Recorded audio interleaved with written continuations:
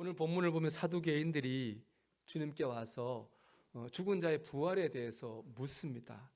근데 이 질문은 단순한 질문이 아닙니다.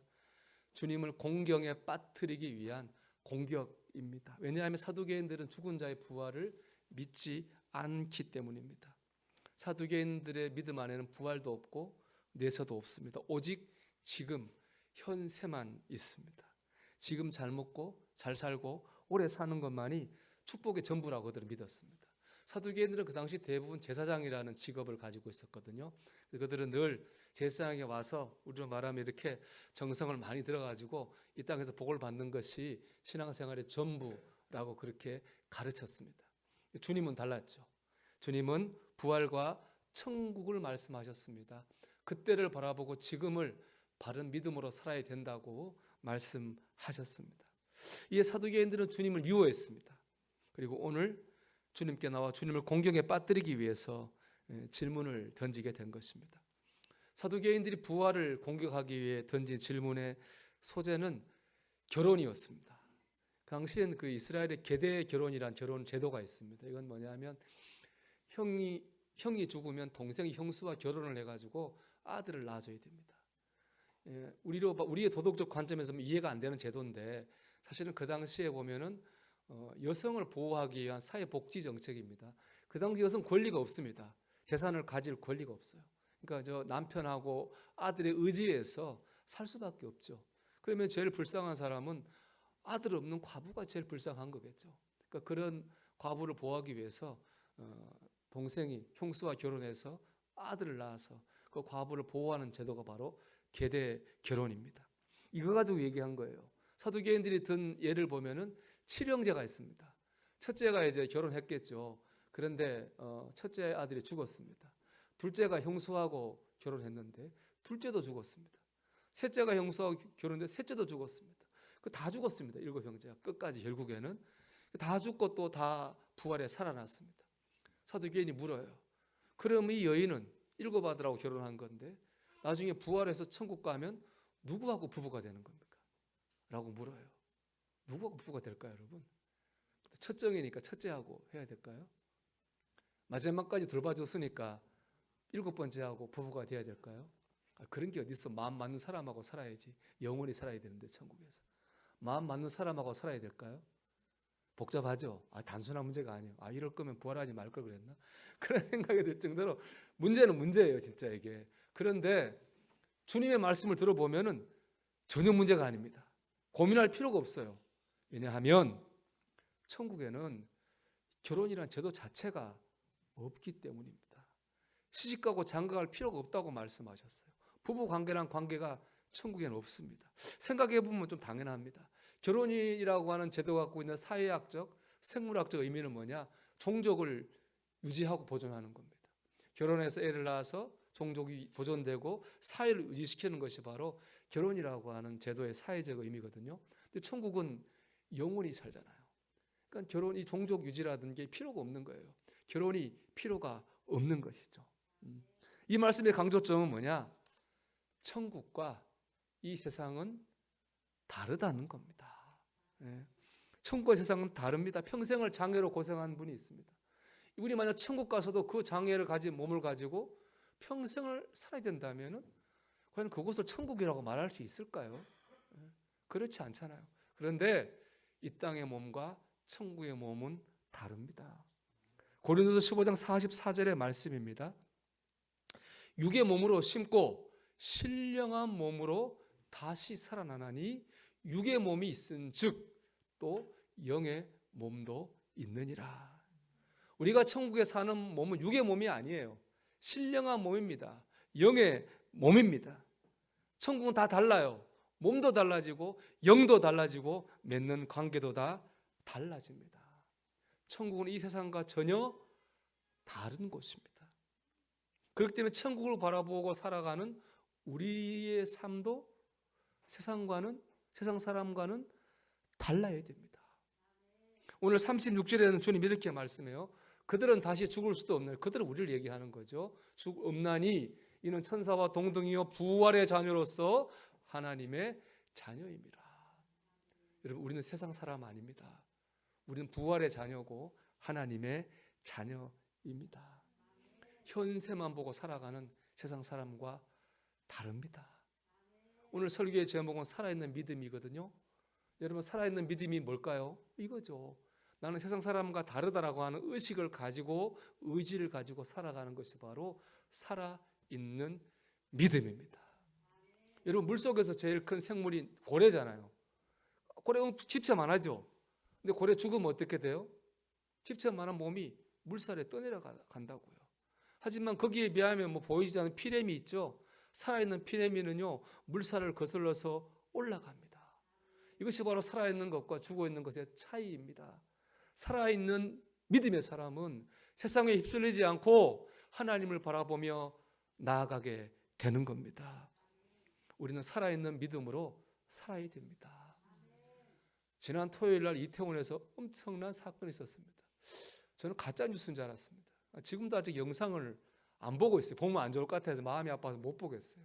참 안타까운 일인데, 제가 헬로윈데이 때문에 그랬잖아요. 제가 헬로윈데이 얘기 잠깐 할 건데, 이거는 그 사건과 아무 상관이 없는 다른 얘기라고 하는 걸 좀 이해하고 들으셨으면 좋겠어요. 제가 한 2주 전에 유튜브 채널을 봤어요. 그 채널이 뭐냐면은 교인들이 어떤 이렇게 고민이 있으면은 사연을 보내요. 그런 목사님이 와서 그 사연에 대한 해결책을 제시하는 그런 채널이에요. 그 채널에 집사님이 사연을 보냈습니다. 사연은 뭐냐? 아이가 있는데 어린이집을 다녀요. 어린이집에서 할로윈데이라 그래가지고 해서 복장해서 보내라 그랬나 보죠. 이 집사님 그리스도인으로서 그 싫은 거예요. 아무래도 귀신 이러니까. 그래서 이걸 좀 막을 수 있는 방법이 없겠느냐. 이제 그런 그 사연을 보냈습니다. 그 사연을 들은 목사님의 첫 번째 대답은 뭐냐? 그거 막을 수가 없다는 거예요. 왜냐? 그 문화니까. 그 어린이집에서 귀신을 믿자고 한 건 아니잖아요. 애들 재밌게 놀게 하자 그런 취지에서 한 거 아닙니까? 그 어떻게 그걸 막겠습니까? 문화를 막을 수 없어요. 그래서 문화가 무서워요. 기독교 역사를 보면 기독교의 장벽은 문화의 파도 앞에 무너지는 경우가 많았습니다.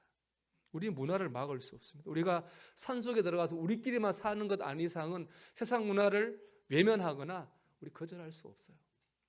그러면서 이분이 제시한 해결책은 뭐냐? 우리만의 문화를 만들어 보자는 거예요. 그럼 실제로 미국의 교회들 보니까는 그 할로윈 데이를 할렐루야 데이로 재해석해서 지키는 곳이 많이 있다고 해요. 즉 우리도 우리 교인들만의 문화를 만들어서 세상 문화에 우리가 맞지 않는 문화들을 극복해 나가야 되지 않겠냐는 거예요. 그래서 하신 말씀 대신 그렇게 되면 우리가 왕따를 당할 거라는 거죠. 그렇죠. 세상 사람이 다 가는 길을 따로 가면 왕따 당하겠죠. 근데 그 왕따를 해석해 주는 말씀 제가 너무 은혜를 받았습니다. 여러분, 왕따가 무슨 뜻인지 아십니까? 왕은 따로 논다. 그게 왕따랍니다. 왕은 따로 논다. 여러분, 그렇죠? 왕은 따로 놀죠. 세상 사람과 왕 아닌 왕족 아닌 사람들과 말투도 다르고 습관도 다르잖아요. 로얄 컬처, 그들만의 왕들만의 문화가 있고, 어떻게 보면은 평민들은 그런 왕들의 문화를 좀 부러워하고 따라하려고 하잖아요. 그러니까 우린 그리스도는 왕 같은 세상이니까 세상이 부러워할 만한 그런 우리의 왕의 문화를 만들어야 된다는 거죠. 그 말씀 듣고 참 여러 생각이 많이 들었습니다. 성탄절이 이제 다가오고 있죠. 예전에 성탄절에는 새벽송을 들었습니다. 그래서 다 돌고 선물 받고 재미있게 놀았습니다. 저도 96년까지 일산에 전수할 때까지 새벽송을 했어요. 그 뒤로 안 했는데 재밌었습니다. 그래서 교회 안 다니는 사람도 성탄절날은 교회를 갔어요. 제가 그렇습니다. 교회 안 다니는 성탄절에는 꼭 갔어요. 재밌어서. 근데 점점 이제 그런 게 없어져요. 못하니까. 성탄절이 좀 재미없어지고 있어요. 그렇죠? 성탄절 같지 않아지고 있다는 생각이 들었습니다. 세상 문화는 자꾸 발달해 가고 있는데 우리 기독교 문화는 오히려 이렇게 위축돼 가고 있는 그런 생각을 해봤습니다. 그러면서 금요일 날 사역제 하며 전사님들하고 이런 고민을 했습니다. 우리가 어떻게 성탄절을 좀 더 세상 사람 봤을 때 야 괜찮다, 멋있다라는 그런 우리 문화를 만들어 볼 수 있을까, 그런 고민을 했습니다. 세상 사람들이 멋지네, 괜찮다 할 우리의 왕의 문화, 그리스도인의 문화를 만들어야 됩니다. 그 문화를 가지고 세상 사람을 주님께로 이끌어야 됩니다. 그 문화의 시작은 어디서부터 시작할까 여러분? 우리 각자 한 사람 한 사람에서 시작하는 거예요. 우리 가정에서 시작해야 돼요. 하루를 기도로 시작하고 기도로 닫는 우리의 문화죠. 하루를 시작할 때 말씀을 붙들고 하루를 시작하는 우리의 문화죠. 온 가족이 주일 되면은 깨끗하게 옷 차려입고 가정 예배당에 앉아가지고 예배 드리는 문화, 세상 사람들이 부러워할 만한 왕의 문화입니다. 가정 예배, 식사할 때 기도하는 것 참 아름다운 문화입니다. 어렵고 힘들 때 서로 기도하는 문화, 세상 사람은 상상도 할 수 없는 아름다운 문화입니다. 어느 목사님이, 제가 그 예전에 책에서 본 건데, 어느 목사님이 주례를 설 때면 신랑 신부를 불러놓고 평생 키워준 부모님한테 편지를 쓰게 했답니다. 그 중에 한 신부, 예비 신부가 어머니에게 쓴 편지입니다. 엄마, 2011년 제가 뉴욕에서 아침 일찍 전화했던 것 기억하세요. 혼자 지내며 그 누구와도 마음을 나눌 수 없어 할 수 없이 엄마한테 전화해서 이렇게 말했었지요. 엄마는 너무 힘들 때 아빠한테도 우리한테도 할머니한테도 말할 수 없이 힘들 때 어떻게 하셨어요? 그랬더니 엄마가 울면서 이렇게 말씀하셨죠. 그래서 엄마는 기도해, 인경아. 엄마, 저는 그날 엄마의 말씀으로 인해 하나님을 더욱 믿고 엄마의 신앙을 본받고 싶어졌어요. 아마 이 자매가 혼자 외국에 떨어져 살다 보니까 얼마나 힘들었겠습니까? 의지할 사람도 있고 없고 많이 힘들었겠죠. 너무 힘들어서 엄마한테 전화했더니 엄마 이럴 때 어떻게 했어요? 엄마 이렇게 힘들고 어려울 때 어떻게 했어요? 어떻게 이겼어요? 엄마의 대답은 뭐예요? 그래서 기도해. 아빠는 그래서 기도해. 엄마는 그래서 기도해. 참 아름다운 왕의 문화 아닙니까? 여러분, 우리 가정에 이런 왕의 문화를 만들어 가야 됩니다.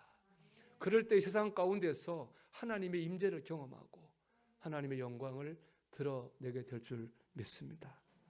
왕의 문화를 만들고 왕의 가정을 왕의 문화로 만들어가는 그런 저와 여러분이 되기를 주의 이름으로 축원합니다. 이를 위해 꼭 필요한 거 있습니다. 오늘 말씀의 주제죠. 그것은 바로 부활에 대한 믿음입니다. 사두개인들이 천국을 바라보지 못하고 이 땅만 바라봤습니다. 그 이유는 그들에게는 부활에 대한 믿음이 없었기 때문입니다. 그럼 왜 사두개인들은 부활을 믿지 못했을까요? 이 누가복음 20장과 똑같은 내용이 마태복음 22장에 나오는데 주님 거기서 그 이유를 알려주고 계세요. 마태복음 22장 29절인데요. 우리 같이 읽어볼까요? 예수께서 대답하여 이르시되 너희가 성경도 하나님의 능력도 알지 못하는 거로 오해하였도다. 아멘. 왜 그들이 부활을 믿지 못한 이유는 두 가지. 첫째는 성경의 깊은 뜻을 알지 못했고요. 두 번째는 하나님의 능력이 어떤지 알지 못했어요. 근데 두 번째 것부터 할까요? 그들이 부활을 믿지 못한 것은 하나님의 능력을 알지 못했기 때문입니다.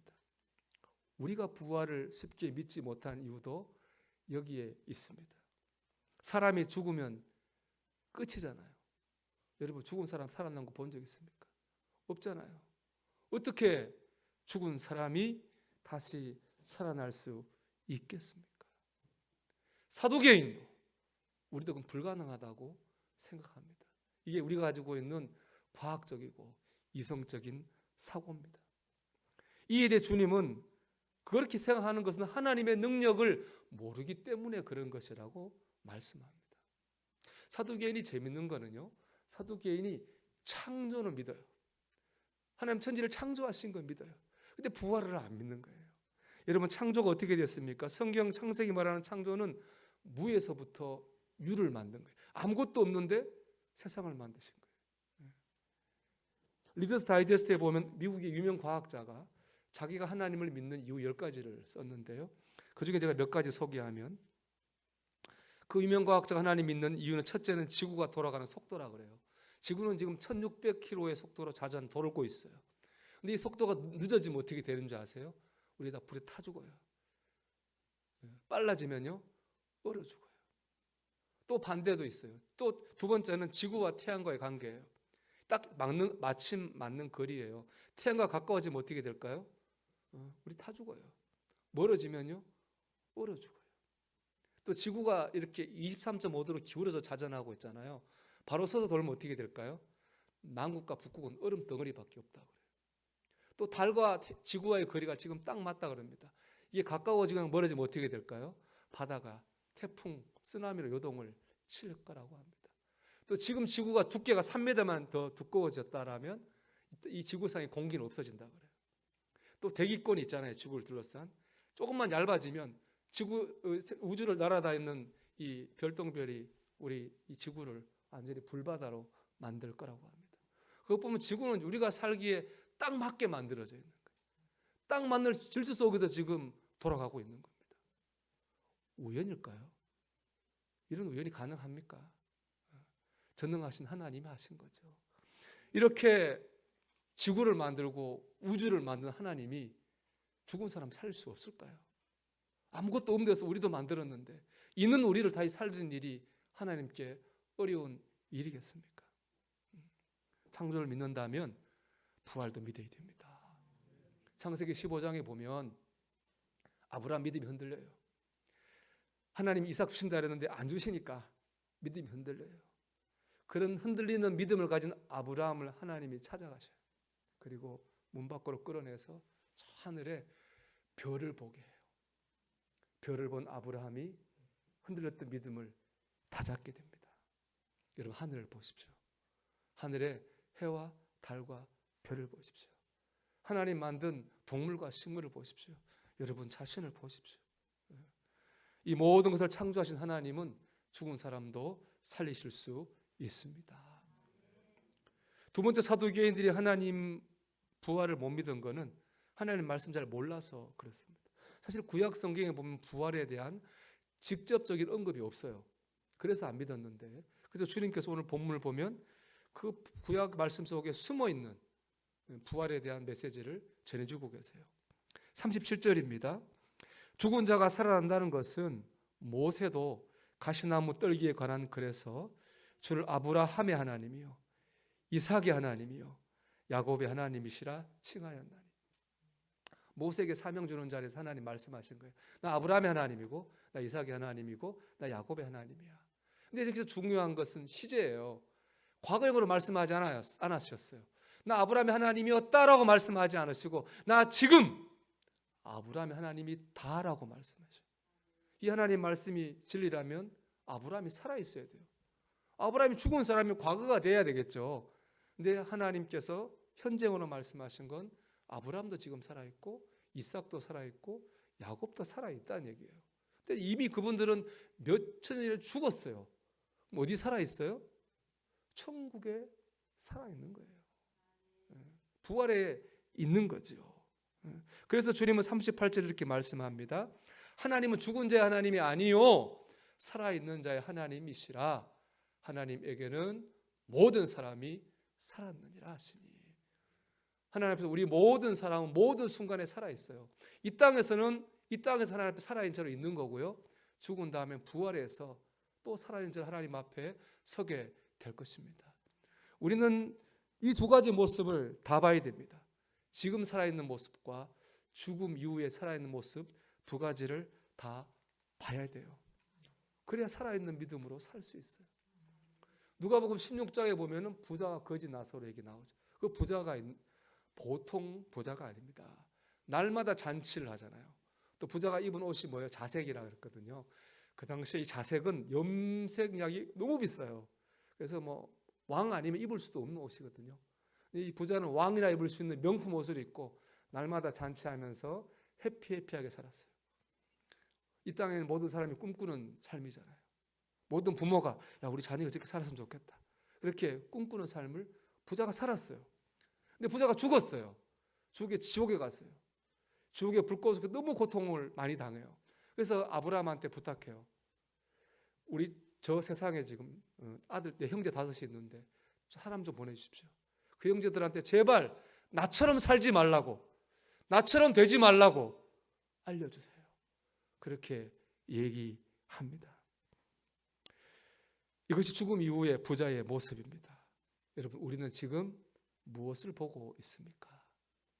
살아 있을 때 부자의 모습만 보고 있지 않습니까?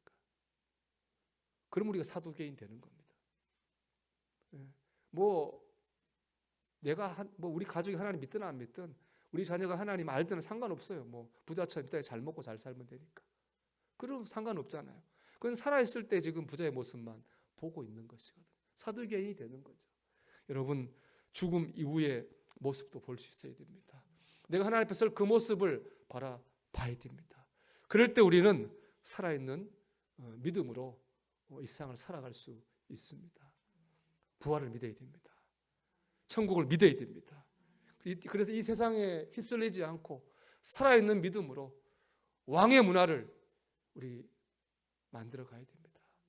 우리는 그 속에서 하나님의 임재를 경험하고 그것을 통해서 하나님의 영광을 드러낼 것입니다. 살아있는 믿음으로 살아가는 저와 여러분이 되기를 주님의 이름으로 축원합니다.